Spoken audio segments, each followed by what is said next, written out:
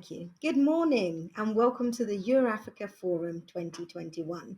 Our focus, fueling the growth of commerce, connecting the supply and demand. My name is Toyin Danya and I'm your moderator. I have a great session planned for you today. We're gathered here to connect via the action-orientated Euro-Africa platform, which aims to help us foster stronger collaboration between Europe and Africa, better promote a shared green and inclusive growth, uncover new business and social impact investment opportunities, and create synergies between both innovation models. So let us come together to focus on the new paths for cooperation between the twin continents. Being a project manager at Meltwater Entrepreneurial School for Technology, or MEST Africa, we support young entrepreneurs, ignite their technology aspirations, build on them, incubate, and fund them. My current project, DigiLogic, aims at building bridges, creating opportunities, empowering innovation, and ensuring sustainability by focusing on smart logistics in a pan-EU and AU manner, which is why I'm really happy to welcome my guest, Tonye Itaji from MVX. Tonye, welcome, and please introduce yourself to our audience. Okay, so we are MVX is a freight shipping marketplace with a trade finance solution, and we help businesses in Africa import and export seamlessly out of the continent. And we've been doing this since 2019, and we start a lot of businesses to really connect with different buyers and sellers in Europe, in the US, in India, and China. And looking forward to really discussing and sharing ideas on this platform. Fabulous. Thank you so much. So let's start with you sharing some of your experience, a little bit of your background and insights with our audience. So what would you say the role of these digital platforms and how they're contributing to resolve logistics problems to accelerate our trade between Africa and Europe? So I'll say they're in twofold. One is to improve the customer experience, and two is to drive efficiency by reducing fragmentation. So moving transactions online will also create data points that didn't exist before. And you might know this, Africa lacks a lot of data because most transactions are done offline. So moving freight and trade finance transactions online will give us more data. And with these data points and insights, businesses can make decisions, can introduce purpose-built policies that actually spur growth instead of throwing straight at the wall and seeing, what sticks.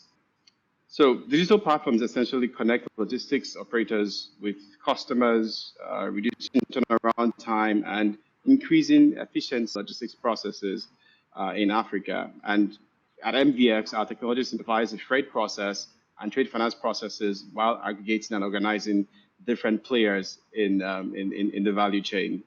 That's fantastic. Thank you for that.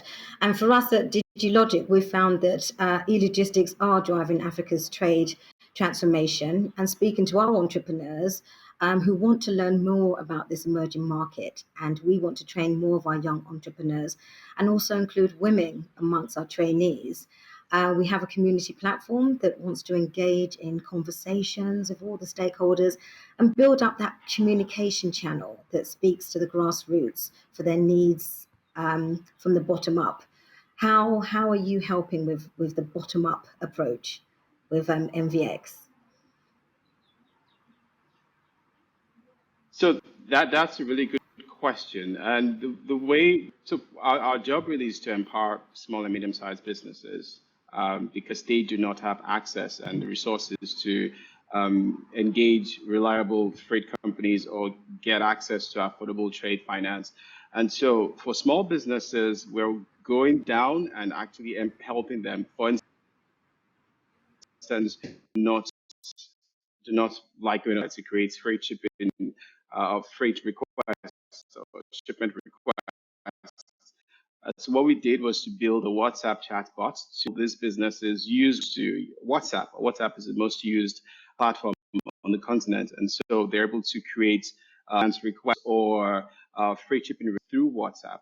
And that we've seen huge traction and adoption using WhatsApp. Also, we realized that many of these businesses do not have the structure or documentation in place to secure or affordable trade finance.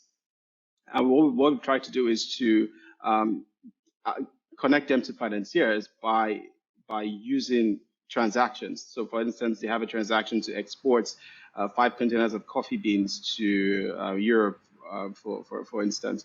Now, instead of going back and looking at their 5-year statement or the business performance over the last 10 years, we can base our judgment and our assessment based on the current transaction. Fantastic.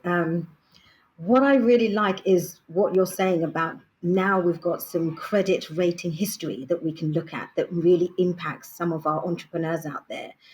So what I'm really looking at now is these digital platforms are creating these new opportunities, not just for employment, but also for entrepreneurship. Can you tell us a little bit about that and a bit of your journey as an entrepreneur? Okay, well, my journey, I'll just start with that, then I'll talk about how, to what extent digital platforms are creating new opportunities. So my journey started with working in the family business, where we were providing shipping and maritime logistics services to businesses. And I realized that a lot of the problems we're facing operationally and challenges that our customers were facing could be solved leveraging technology, because there was and still is a lot of fragmentation in the trade space. Many players, many unstructured, informal players, and each party adding a layer of complexity process. And that spurred me to really start MVX, and now here we are. And the way we think about our impact, or think about how digital platforms are creating opportunities, is we think of it as a flywheel, and we call that flywheel Africa's merchandise trade flywheel. And so it starts with speed and ease of freight shipping, that is providing speed and ease of freight shipping plus access to affordable trade finance. That's the first layer. Then it's segues to this will attract small businesses and increase competition. So with more small businesses and more competition, you'll be able to achieve lower freight rates, cost, and access to newer markets. And this would also spur growth in exports, because we need to get African business exporting a lot more than what we're doing right now. And this is creating new opportunities. But also thinking about the bigger flywheel, there's an internal flywheel which is made up of a technology core, and it starts with data collection and management, because with all this information going through the flywheel, it has to be collected, it has to be managed. And we collect that information. The next stage is data utilization, which enables us to use that information to make informed decisions, which will lead to process automation and speed, and eventually lead to more exports. And so this is how digital platforms can really accelerate employment and entrepreneurship. With more exports, of course, you're going to have more jobs, you're going to have more businesses coming to participate, and this would definitely create a prosperous Africa and a relationship between Africa and Europe, as the case may be. Great, and that's what we're really looking for. And as I stated earlier, with my project at DigiLogic, it's unlocking those barriers and creating more digital solutions that are giving those opportunities to people. And we have a call to challenges for our project, which is launching in December 2021, to ignite the passions and ideas in Africa for connecting some of our successful youngsters to logistics training, mentors, and opportunities. And please visit my website to have a look further. And I know we've discussed this, but it's really interesting to see how your journey is about solving problems. And that's what we want our entrepreneurs coming into this space to look for, those opportunities to solve the problems that we need on the ground. So thank you for that. Moving on, we know that COVID has affected our supply chains quite a lot. So tell us a little bit of how they're still disrupting you, or how they can be stabilized. You talked about some of the transportation costs and availability of transport. Tell us a little bit more in your space what COVID has done.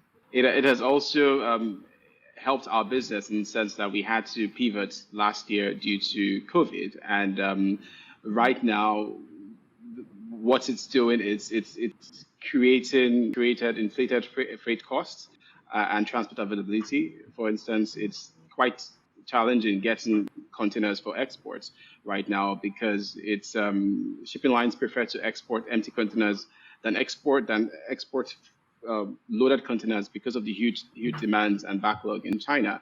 And so this is just one aspect we're seeing, but most importantly is on the freight cost. Many customers have to bear this cost because it's transferred from the shipping lines to the freight forwarders and freight forwarders to the customers, and it's causing chaos globally. And we're all trying to figure out the best way to resolve this.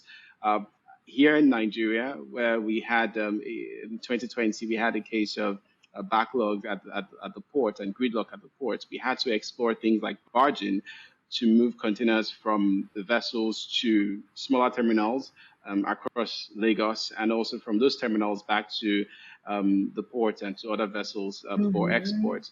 But right now, that challenge seems to, we resolved that, but we still have to contend with the freight cost and really lack of containers globally. And that sounds like an opportunity as well. Even though there's lack of containers, those barge companies must have been doing some interesting work. Can you tell us a little bit about that?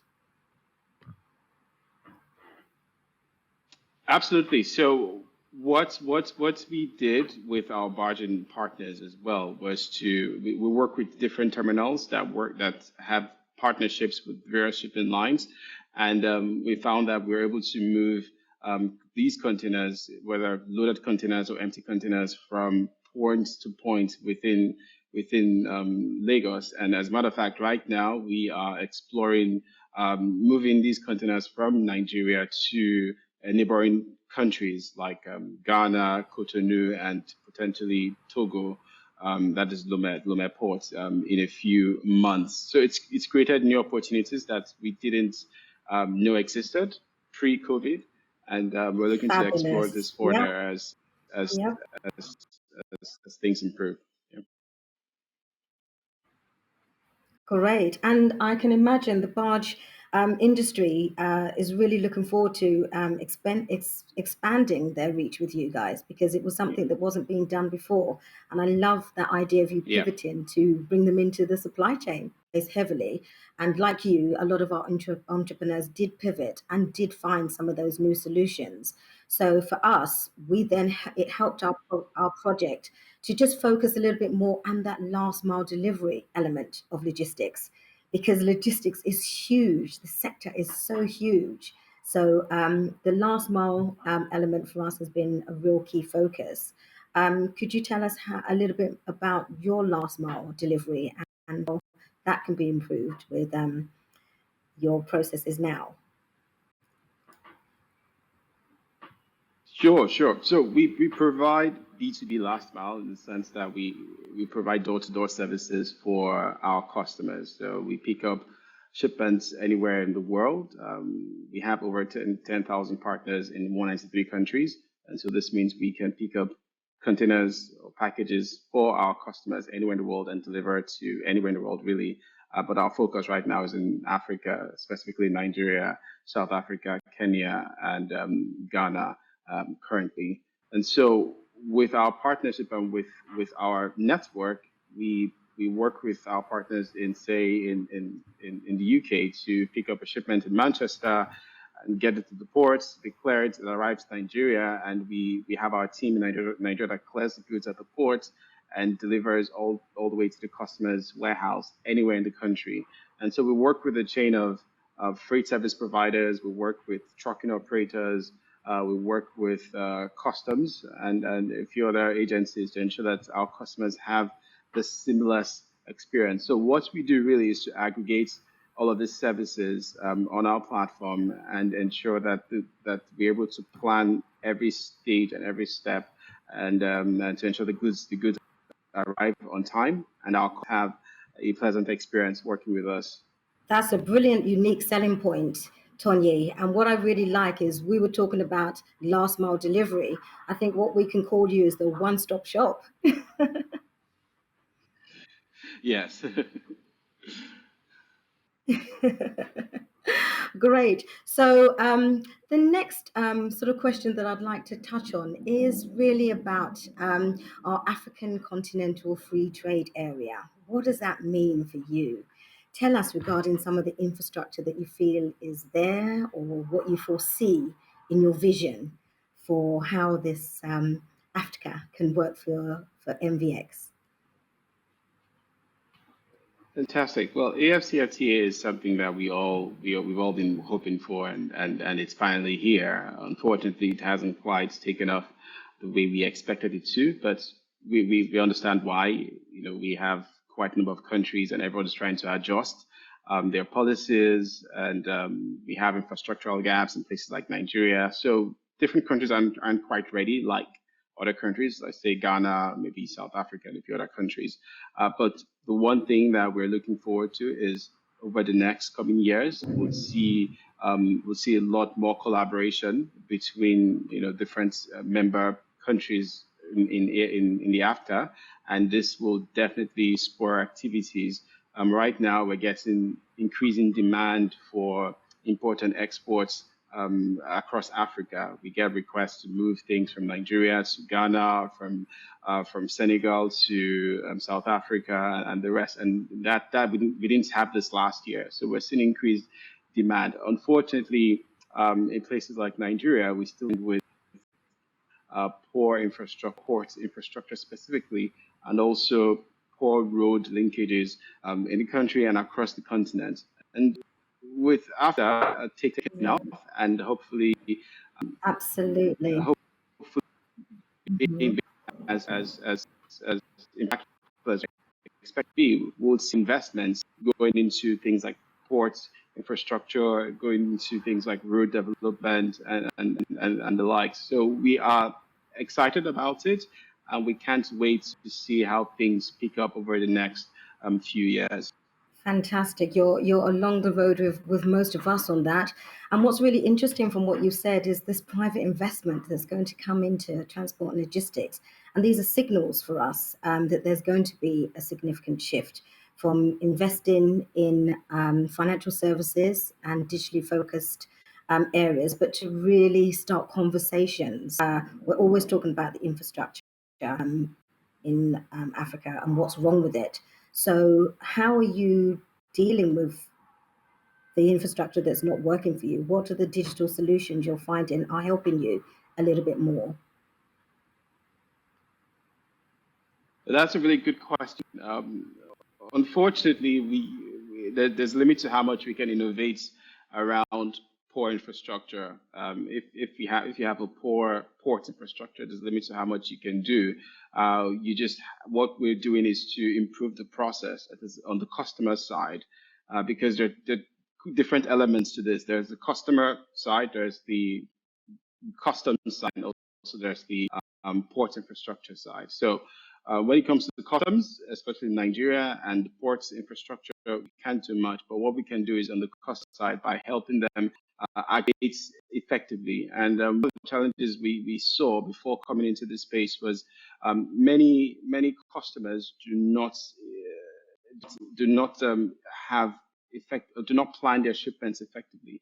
And with poor planning, when you have poor planning combined with customs challenges, combined with poor infrastructure, it makes the entire process much longer and much complex and even much more difficult than it should be. So we are removing the customer complexity by ensuring that the process of picking up their ship from wherever it is in country, getting it to the ports is seamless.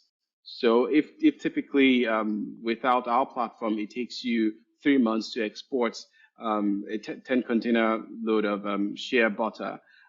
With us, from 3 months, we can use that to 1 month or 6 weeks maximum, because we've eliminated the customer inefficiency and operator inefficiency, and we just have to contend with customs and the port infrastructure. But like I said earlier, we're exploring opportunities, like moving containers from, say, Nigeria to neighboring countries like Cotonou and Lomé Port and even Tema Port, so that goods can leave Nigeria to those ports for further exports to Europe or Asia or China or the US, as the case may be.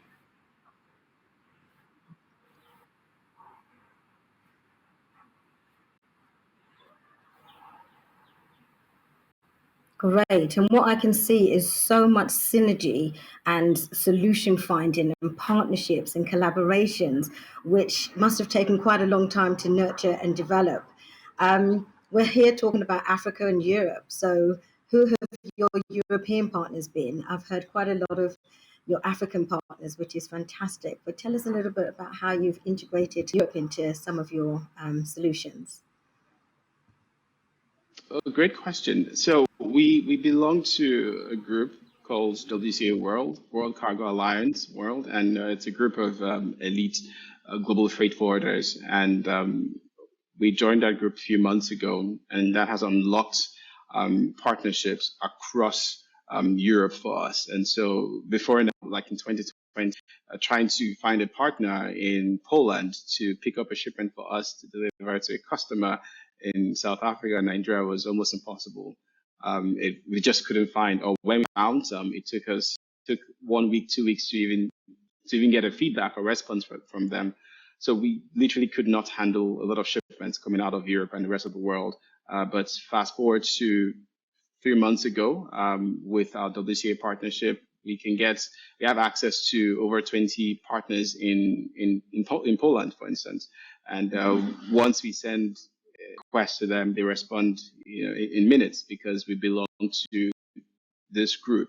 And it's been a game changer for us. We have partners in literally every country in Europe right now. We can help our customers with goods in and out. And this is the reasons why our customers like working with us, because we have the network, we have the access, and we are able to help them move their goods from here to Europe effectively, and from any country in Europe down to Nigeria and Africa.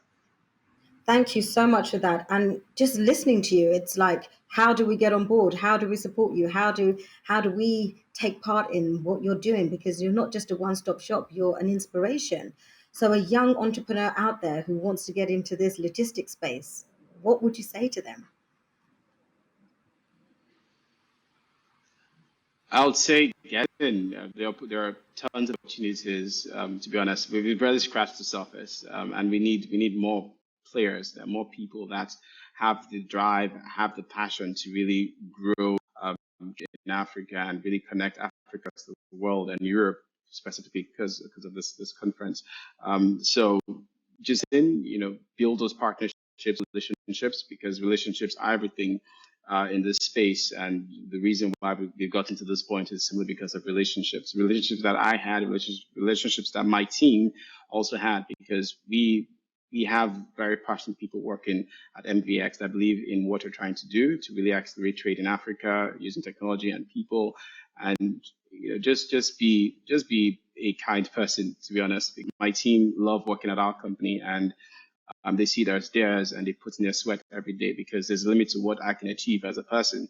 But when you have a team of 30, 40 people that working in line with a common vision, and they enjoy doing what they're doing, then you're unstoppable, really. And at this point, we just need support we have incredible support from our investors. Of course, we need more investors, and we need a lot of support from the government.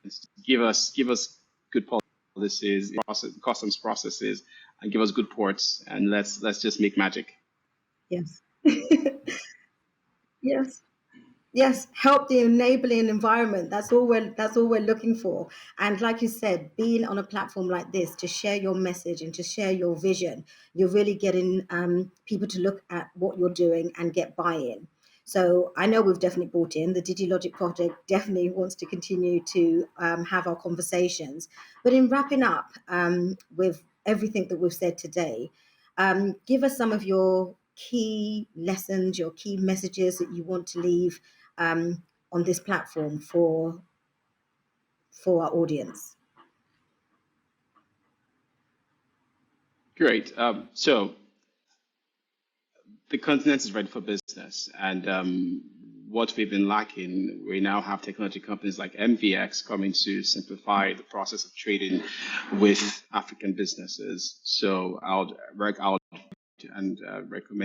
that you use platforms like ours, like MVX, to really engage with businesses in Africa and vice versa, African businesses using us to engage with European businesses because we are solving a lot of the bottlenecks. We are simplifying the process and really organizing the flow of trade between Africa and the rest of the world and vice versa. So MVX is the go-to platform. Visit us at MVX Trade. And yeah, I'm on LinkedIn, and we can always, talk after now on partnerships because we need those corporate partnerships to really our engagement in Africa. Great, and we're definitely on that list for you. Thank you very much for that. So, any last comments that you'd like to make? Because what we've heard is there's more data. We want to export more.